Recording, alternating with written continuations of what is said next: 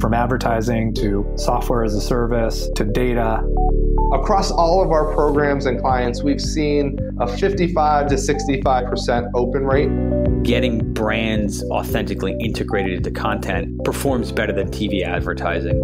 Typical lifespan of an article is about 24 to 36 hours.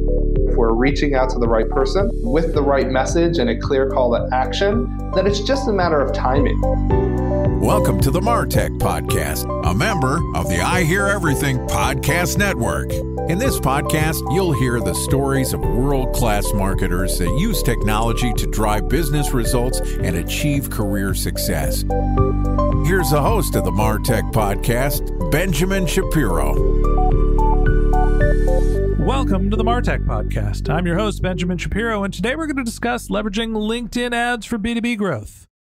Joining us is AJ Wilcox, who is the founder of B2 Linked, which helps B2B companies get more sales conversations with their ideal prospects through custom-tailored LinkedIn ad strategies. And today, AJ and I are going to discuss how you can leverage LinkedIn ads to build your pipeline. All right, here's the first part of my conversation with the founder of B2 Linked, AJ Wilcox. AJ, welcome back to the Martech Podcast, buddy. Ben, so excited to be back. Thanks so much for having me again. Great to have you here on the podcast. Excited to try this again. This is our second take of the podcast, so hopefully we're able to record more of our conversation this time. Nobody's ever going to hear it, but the last time I pressed record, we got about 10 seconds in where you were just starting to tell us a little bit about how to grow your pipeline using LinkedIn ads for B2B. I'm starting to trial LinkedIn ads to promote my podcast production business. Reached out to you. You gave me some great tips. I want you to share them with the rest of the world. For everybody who hasn't done LinkedIn ads at scale, where do we start? First is understanding how the platform works. If you've ever marketed on something like Meta ads, Facebook ads, a lot of this is going to seem really familiar, but LinkedIn is kind of its own beast. Plus, there are a whole bunch of pitfalls that LinkedIn, quite frankly, wants you to fall into so that you'll pay too much. So the things that we talk about on this episode, we're going to save you some cash, teach you the things to avoid so you're not spending way too much. Turns out cash is king, so I'm greatly appreciative already. One of the reasons I always shied away from advertising on LinkedIn was they had a pretty high CPM floor. I think it used to be like $5 or minimum. When you're thinking about what you need to spend in a LinkedIn campaign, how do we benchmark against what some of the other platforms would charge? From my experience, I've seen costs per click when you're doing something in B2B on Meta being anywhere between about $3 to $5. That's per time someone clicks on your ads. LinkedIn, we average between $10 to $16 a click if you're targeting in North America. So you're immediately looking at that going, wow, that's 2 to 3 times more expensive. AJ, could this be worth it for us? And absolutely, like my answer out the gate is it has to depend on your business. If you have a small or a low lifetime value of your product, like if you are selling a SaaS software that the average customer sticks around for 6 months and you charge $200 a month, chances are, no, you're probably not going to be able to recoup your costs. But if you charge $10,000 or more over the lifetime of a deal that you close, that's all of a sudden when I think LinkedIn ads starts to make a ton of sense. And it's because the quality of the clicks is so much higher than you could ever get from something like Facebook.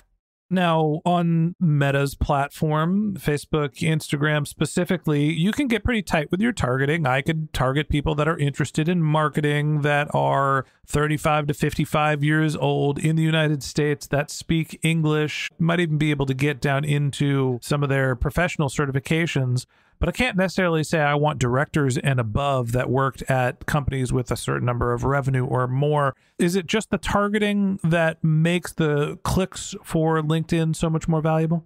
Yeah, I sure think so. I've listened to so many Facebook ads experts and Instagram ads experts over the last year, 2 years, and they all seem to be saying the same thing right now, which is ditch targeting altogether. The system is so much better at finding people for you than your targeting ever will be. So just leave it broad and let it do its thing. But what that generates is a whole bunch of leads that your sales team's going to throw out 90% of them because they don't fit your criteria of being the right level of seniority or the right title at the right size of company. Whereas on LinkedIn, we get to define all of that right up front. So the only reason that someone would see our ads is if they already were our perfect ideal customer.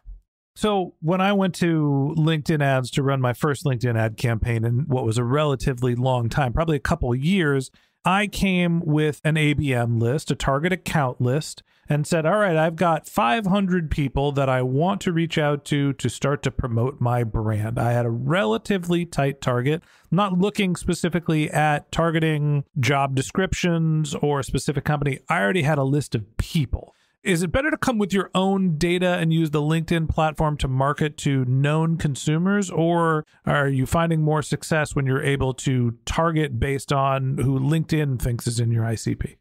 Well, taking a step back, when you are marketing for B2B, we know inherent to that, there's going to be usually more people involved in the purchase decision. These sales cycles are going to be longer, and you're not going to close someone with a single ad click. So what's so beautiful about when you bring your own data, you brought your list of 500 people, you can bring a list of 500 companies, and we overlay other things like seniority on top. Lots of different ways that you can bring data. But what you're doing is you're giving LinkedIn warm audiences, and warm audiences are going to be a lot closer to making that decision than cold audiences. And so if you're looking to get results fast, doing it your way is absolutely the best. That being said, it's probably going to be limited in scale. You might not be spending the budget that you have set aside. And so then I think expanding out to, okay, let's get some cold audiences that from the interactions that we get there, we can fuel more warm audiences who might be willing to talk to someone in sales. There's a demand generation portion of advertising, and then there's a demand capture portion. And my assumption with starting a LinkedIn campaign was we'd basically be doing a little bit of both. I Hear Everything, my podcast production company, I don't think it's a household name. Maybe for the Martech podcast listeners, they've heard of it. But for the most part, we're relatively unknown. So I'm putting up LinkedIn ads, trying to get my brand in front of the right consumers and also get them to schedule a meeting to have some sort of an introduction, see if they're interested in podcasting. You mentioned, well, you might not spend your entire budget. My budget was $500, right? A small budget. We're just testing out initially. And I think there was like 300 to 500 people that were on our list. We had a match rate that was 50%. I'm going after a couple hundred people here, trying to get my ads in front of them. And I think I've spent like $250 so far in the first 3 or 4 weeks of the campaign. I'm not actually getting to spend my budget. Unfortunately, I'm also not getting anybody to sign up to talk to me. What am I doing wrong, and how can other marketers avoid the same mistakes I've made? Well, I'll tell you, Ben, I don't think you've made any mistakes here. This is what I recommend for all new advertisers to the platform is try going right for the kill and see, is there enough latent demand built up in the marketplace for people to say, yes, I'm interested. I want to book a demo or talk to someone. The worst thing that can happen is we're asking too much too soon of people, and the demand is not ready to capture yet. We're still in the generation stage. So I think that's probably what you've experienced so far. It's like, oh, these people, even though you've identified that they're perfect, they haven't self-identified yet. And we probably need to warm them up a little bit first. And we can do that through cold audience targeting, which you're already doing. And then we can retarget them later and serve subsequent messages. All right. So everyone who is working at a MarTech company that generates between $10 to $100 million in revenue is a director above in marketing. You are perfect, and we are trying to target you. So don't be shy when you see the ads. Come on over and let's talk. Now, I'm using multiple different channels to try to reach my audience. I'm voicing who I want to prospect on my podcast. I'm reaching them with LinkedIn ads. Let's talk a little bit about that cross-channel usage. How do you figure out ways to supplement your marketing to make sure that your LinkedIn ads are effective? What else should you be doing? Well, I think there are two things right off the bat. Number one is when you set up your conversion tracking, one of the things that LinkedIn's going to tell you, they're going to tell you your number of people who filled out the form and converted for you, but they're also going to tell you your view through conversions. So let's say that you get 0 conversions from your LinkedIn ads, but it's showing like 4 view through conversions. What that tells you is the same people who you're serving ads to ended up converting a different way through a different channel. And this is like, to me, it lends a lot of credibility to the cross-channel marketing that I'm doing, because I know, hey, LinkedIn probably had some sort of an influence here if they saw my ads there and then went and Googled the brand or then responded on the next thing. I had a meeting pop up on my calendar for tomorrow with somebody that I've never met, never heard of, and never exchanged an email from. I've been spending, I don't know, $25 a day or so on LinkedIn for the last 3 weeks. I spent a total of $225, generated a grand whopping 15 clicks. Maybe the person that's coming up in my calendar is actually a view-through conversion. Now, one of the problems that I'm having is my conversion rate is 0.36. It doesn't sound impressive. Maybe it's not something I should talk about on a podcast. When you have a low click-through rate, is that a targeting problem? Is that a creative problem? Is it a frequency problem? How do I figure out what is keeping my click-through rate so low? Yeah, so if you have a click-through rate on LinkedIn anywhere between about 0.45%, so a little less than 0.5%, up to 1%, you're doing great.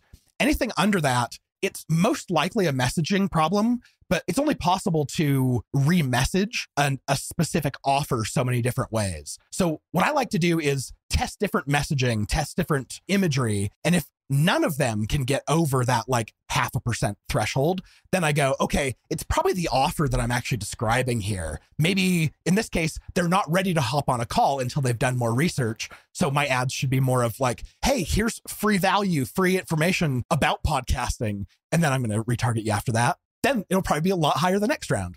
I have 3 pieces of creative. One, which was specifically meant to be garbage, because I wanted to see what the click-through rate would look like on bad creative. And the click-through rate on the ad that I knew was terrible was 0.22%. Unfortunately, the click-through rate on 2 of the ads that I thought were pretty good was 0.21%. So clearly, I don't know how to make social media creative. Now, fortunately, I had an ad that was 0.43 and 0.46. I have met your minimum threshold. So I should be killing all the other creatives and just piping everybody through this one ad, right? I think it's probably worthwhile. And LinkedIn's going to do this naturally too. If you have 5 creative in that campaign and you're looking at the spend that's gone across all of them, chances are if you look at the spend for the top 2, those are the ones that are the highest performing. So LinkedIn's probably saying, ooh, these ones are performing great. Let's send all the impressions to them. They're probably doing your job for you there.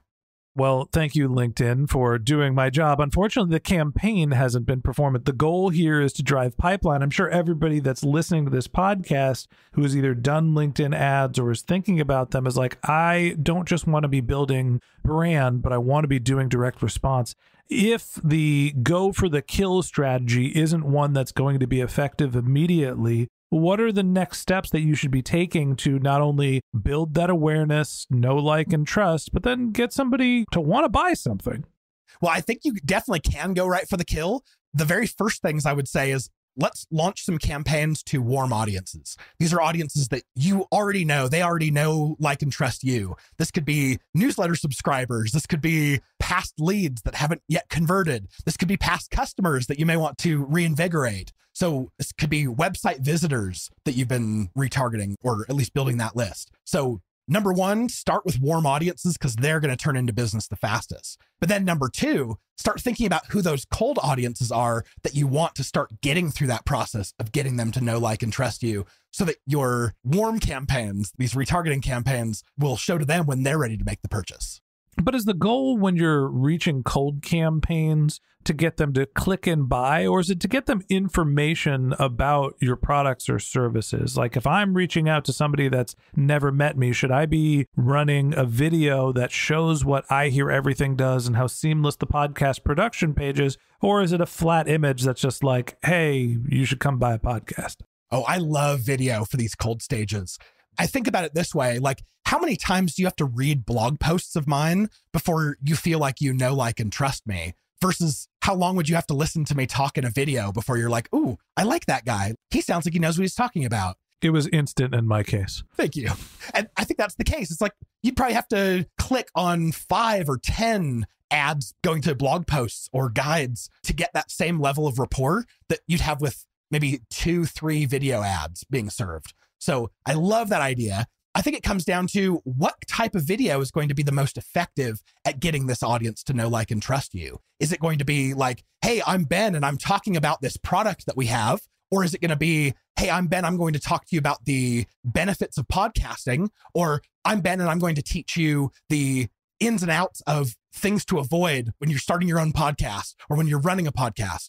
just depending on what their pain point is that they're trying to solve or they're going to give the most attention to, that's where you start. And then you can also say anyone who's watched at least 50% or anyone who's watched at least 75% of one of these videos, now I'm going to retarget them in the next campaign. And now I can keep talking to them in sequence.